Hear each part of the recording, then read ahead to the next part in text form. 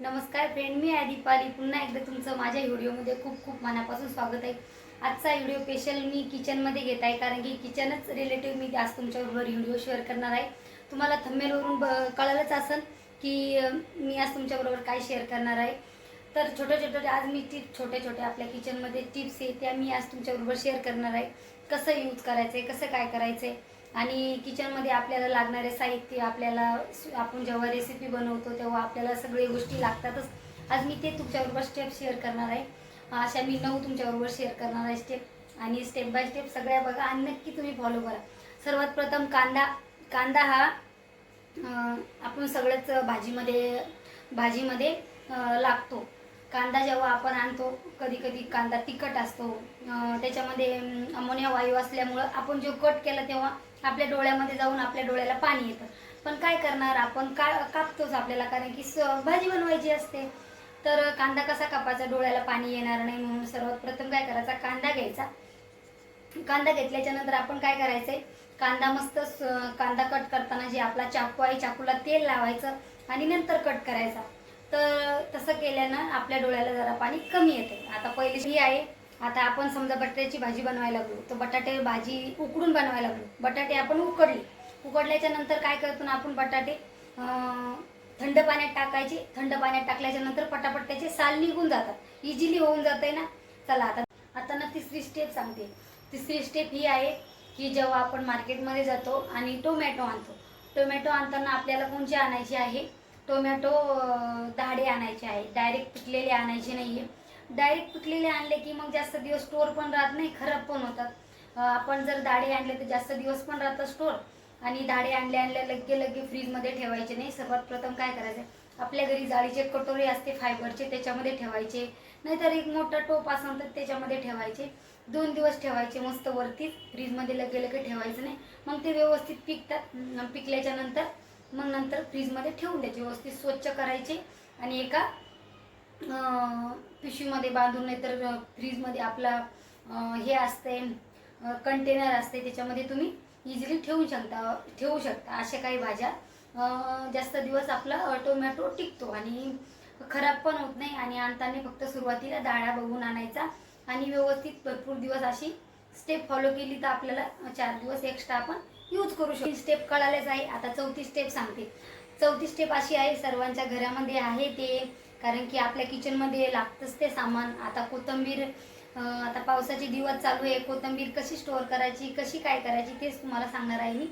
सर्व आता पावसाचे दिवस चालू आहे, ते लगे खराब होतात. जेव्हा आपण भाजी आणतो तेव्हाच अर्धी सडलेली असते आणि त्यातली आपण साफ केल्याच्या नंतर अर्धी खराब निघते, अर्धी चांगली निघते. मग ती अर्धी आपल्याला चांगली ठेवण्यासाठी ते तुमच्याबरोबर मी शेअर करणार आहे. तर आपल्याला काय करायचं आहे, जे आपण कोथिंबीर आणल्याच्या नंतर मार्केटमधून काय करायची, व्यवस्थित साफ करायची. साफ केल्याच्या नंतर तुमच्याकडे पेपर असेल या कॉटनचा कपडा असेल, ओला करायचा नाही. कोथिंबीर धुवून काढायची नाही, कारण की जर तुम्ही धुवायचा अगोदर सांगते, नंतर मीच तुम्हाला समोर सांगते. जर तुम्ही धुतली समजा कोथिंबीर धुवायची आणि पेपर आथरायचा. पेपरवरती सगळी पसरून द्यायची व्यवस्थित कोथिंबीर. पेपरवरती व्यवस्थित पसरून दिल्याच्या नंतर पेपरमध्ये सगळं पाणी सोकून जाते. तर मग सोकल्याच्या नंतर व्यवस्थित सुकली ना, 1-2 तासाने म्हणा, अर्ध्या तासाने म्हणा, व्यवस्थित सुकल्याच्या नंतर आपल्याला काय करायचंय, जो सुका पेपर आहे, ओला पेपर यूज करायचा नाही. धुतल्यावर त्याला फोल्ड करून व्यवस्थित आपण पेपरमध्ये फोल्ड करायची आणि एका पिशवीमध्ये आपण जी भाजी आणतो ना त्या पिशवीमध्ये स्टोअर करून ठेवून द्यायची. नक्की तुम्ही 8 दिवस यूज करू शकता. आता धुवायची जर नसेल तर ते स्टेप करायची. आपल्याला पेपर घ्यायचा आहे. पेपर घेणं झाल्याच्या नंतर पेपरामध्ये लपटून घ्यायची व्यवस्थित आणि तशीच ठेवून द्यायची. आणि धुवून जर काढली, चांगली सुकू द्यायची. सगळं पाणी त्याचं निघालं पाहिजे, तेव्हाच आपण व्यवस्थित स्टोअर करू शकतो.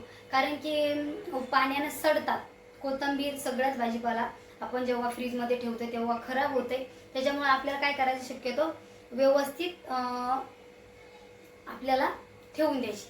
आता कोथिंबीर झाली. आता आपल्याला आता लिंबू आणून ठेवतो आपण. किती झाले, 4 झाले ना. आता 5वी स्टेप सांगते तुम्हाला. लिंबू आणल्याच्या नंतर आता आपल्याला काही लिंबू आहे ना पावडर टाकून पिकवलेले असतात, पिकलेले नसतात व्यवस्थित, आणि पिकल्याच्या नंतर त्याच्यातून रस गळत नाही. तर आपण रस जास्त काढण्यासाठी तीच ट्रिक मी तुमच्याबरोबर शेअर करणार आहे आज याची लिंबाची. लिंबू आणले आपण.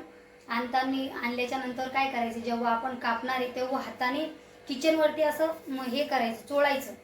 चोळल्याच्या नंतर आहे ना ते सगळं दबल्या जाते आणि व्यवस्थित त्याचा रस चांगला निघतो आणि भरपूर निघतो. कारण की जेव्हा आपण लिंबू आणतो तेव्हा कडक बघून आणतो. तर तुम्हाला कसे आणायचे त्याच्यानुसार तुम्ही आणू शकता.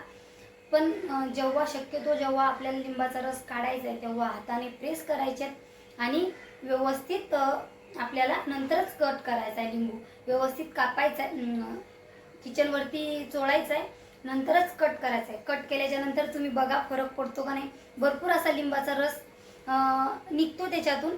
आणि आता आपण 26 तुम्हाला स्टेप सांगणार आहे. आता 26 स्टेप तुम्हाला सांगते. 26 स्टेप ही सगळ्यांच्याच घरामध्ये असतात. जे लसूण कांदा खाते खास व्हिडिओ त्यांच्यासाठी बरं का. आणि जे खात नाही, जे यूज करतात ते तुम्हाला बघू शकता. आता लसणावर लसूण कसा सोलायचा. आता लसूण जेव्हा सोलतो ना तेव्हा हे नख खूप दुखतात. आणि खरं सांगू का, हे लसूण सोलण्यासाठीच नख मी मोठं केलेलं आहे. कारण की मला खूप प्रॉब्लेम होतो लसूण सोलायचा. मग म्हणलं पण मी ती स्ट्रिक यूज केली. म्हटलं चला तुमच्याबरोबर शेअर करूया. आणि सोप्या स्ट्रिक आहे. तुम्ही पूर्ण बघा व्हिडिओ आणि कमेंट करून मला सांगा. तर काय करायचं आहे आपल्याला, सर्वात प्रथम लसण आपण घेतो. लसण सोलायला भरपूरच वेळ जातो आणि इकून तिकून सोलला बी तर पटकन सोलला जात नाही आणि नख खूप दुखतात सोलताना. माझ्या तर नखात त्रास होतो, त्याच्यामुळे मग मी हे नाहीतर मग मी चाकूने सोलते बरं का. मी माझं सांगायला लागले, पण मी काही दिवसापासून अशी ट्रिक यूज करायला लागले. आता आपल्याला लसूण सोलायचा आहे. लसण किती घ्यायचं, त्याच्यात पाकळ्या काढून घ्यायच्या, नाही तर अख्खा गाठा घेऊ शकता तुम्ही. कोमट पाणी करायचं. कोमट पाणी केल्याच्या नंतर 5 मिनिटं, जास्त गरम करायचं नाही, कडक एकदम. कोमट पाणी करायचं आणि कोमट पाण्यामध्ये ते लसणाच्या पाकळ्या टाकून द्यायच्या. लसणाच्या पाकळ्या टाकून दिल्याच्या नंतर तुम्ही 10 मिनिटांनी तुम्ही त्यातून काढू शकता आणि बघू शकता खरंच लसूण एकदम असा मोकळा सुटसुटीत आणि निघून जातो. कारण की वेळ पण लागत नाही आणि पटापट होतो. आणि आपलं समजा भाजीला फोडणी वगैरे द्यायची, 5 मिनिटं गरम पाणी ठेवायचे, लगेच पाकळ्या भिजत घालायच्यात आणि लगेच काढून घ्यायच्या. बराबर आहे ना, पटकन निघतंय आणि सोपी पण आहे स्टिक. पटकन त्रास न होता आपण असा इझिली लसूण सोलू शकतो. आणि आता आहे नंबर 7 वर येऊया. नंबर 7 वर असं आहे, आता ज्याच्या घरात डेली भात बनतो, मोकळा सुटसुटीत होत नाही तुमच्याकडून आणि नेहमी गजगज गाटा होतो, ते त्याच्यासाठी बरं का.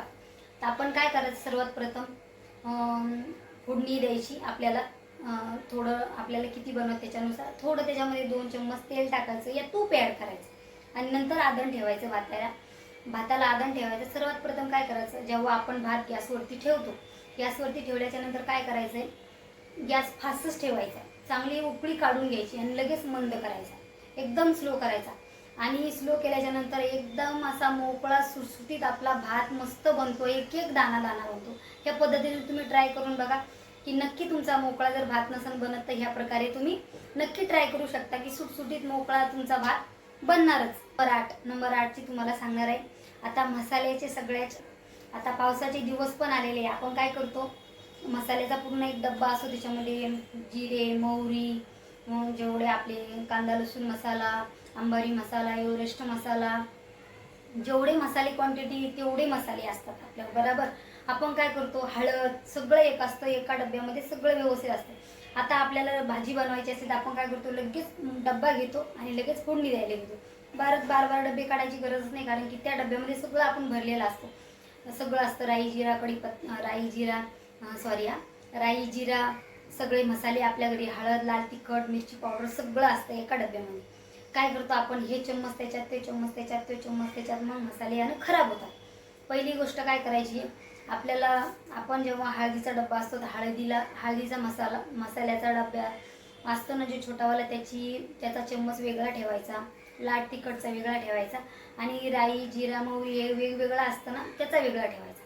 कारण की जी आपण हळद यूज करतो ना त्याच्यामध्ये आहे ना चिकट असते हळद, आणि हळद त्या आपला जो चम्मच असतो ना त्याला लागलेली असते, मग त्याच्याने खराब होतो. आणि जेव्हा घासला त्याची चम्मच त्याला यूज करायची नाही. राई जिरा मोहरी याचा वेगळा चम्मच ठेवायचा, आपला हळदीचा वेगळा स्पेशलच राहू द्यायचा. आणि जे लाल तिखट, अंबारी, एव्हरेस्ट मसाला आहे सगळा त्याचा वेगळा एक ठेवायचा. कारण की तेव्हा आपले मसाले चांगले पण राहतात, खराब पण होत नाही. आणि जेव्हा आपण डब्बा वगैरे घासून वगैरे काढतो 8 दिवसाला, काय करायचं आहे, आपला जो मोठा डब्बा असतो ना 8 दिवसाला, त्या सगळ्या वाट्या काढून घ्यायच्या आणि जो एखादा डब्बा खाली झाला तो व्यवस्थित घासून वगैरे ठेवायचा आणि पूर्ण डब्बा घासून घ्यायचा, मस्त कॉटनच्या कपड्याने पुसून घ्यायचा, मस्त कोरडा करायचा. नंतरच त्याच्यामध्ये जे मसाल्याचे डब्बे, छोटे छोटे डब्बे येते त्याच्यामध्ये ठेवायचे आणि व्यवस्थित ठेवून द्यायचे. कारण की स्टोअर पण छान पण राहते तर मसाला आपला अजिबात खराब होत नाही. आता किती आहे शेवटची आणि 9वी तुम्हाला स्टेप सांगणार आहे. शेवटची आता व्हिडिओ भरपूर मोठा झाला, कोणी बघणार पण नाही, त्याच्यामुळे आता 9 स्टेप घेणार आहे मी. तर 9वी स्टेप अशी आहे. आता पावसाचे दिवस, याच्या अगोदर मी तुम्हाला बोललेच पावसाचे दिवस चालू आहे. पावसाचे दिवस चालू आहे तर मग आपण काय करतो, बाहेर मार्केटमध्ये गेलो तर क्वांटिटीमध्ये जास्त भाज्या पाल्या काही घेऊन येतो. आलं म्हणा, कोथिंबीर म्हणा, मिरची म्हणा, काही म्हणा, आपण घेऊन येतो जास्त, की पावसात नको मला बार बार जायला. आणि जास्त आणून ठेवलं तर आपण व्यवस्थित जर नाही ठेवलं ते खराब होतं. आता मिरची काय करायची आपल्याला, जेव्हा आपण मिरची आणतो ना, हे 9वी स्टेप मिरचीची सांगणार आहे तुमच्याबरोबर. जेव्हा आपण हिरवी मिरची आणतो मार्केटमधून तेव्हा काय करायचं आहे आपल्याला, व्यवस्थित धुवून घ्यायची. धुवून झाल्याच्या नंतर पुसून घ्यायची. पुसल्याच्या नंतर काय करायचं आहे, त्याची देठ व्यवस्थित सगळे खुडून घ्यायचे. जी खराब मिरची ती बाजूला ठेवायची, कारण की एक खराब मिरची पूर्ण खराब मिरची चांगल्या मिरच्याला खराब करते. व्यवस्थित डब्यामध्ये स्टोअर करून ठेवायची आणि व्यवस्थित जास्त दिवस पण टिकते. मी ह्या स्टेप इथं आल्यापासून फॉलो करायला लागले, म्हणून म्हटलं चला तुमच्याबरोबर शेअर करूया. आणि आजच्या किचनच्या स्टेप कशा वाटल्या नक्की मला कमेंट करून सांगा. आणि आजचा व्हिडिओ कसा वाटला सर्वांनी कमेंट करायचं आहे. आवडलं तर लाईक करायचं आहे. अशाच नवनवीन आपल्या चॅनलवरती येत असतात. भेटूया उद्याच्या व्हिडिओमध्ये. आजचा व्हिडिओ कसा वाटला नक्की कमेंट करून सांगा. चॅनलवरती नवीन आला असेल तर प्लीज चॅनलला सबस्क्राईबर करा, लाईक पण करायचं आहे. भेटूया उद्याच्या व्हिडिओमध्ये. बाय.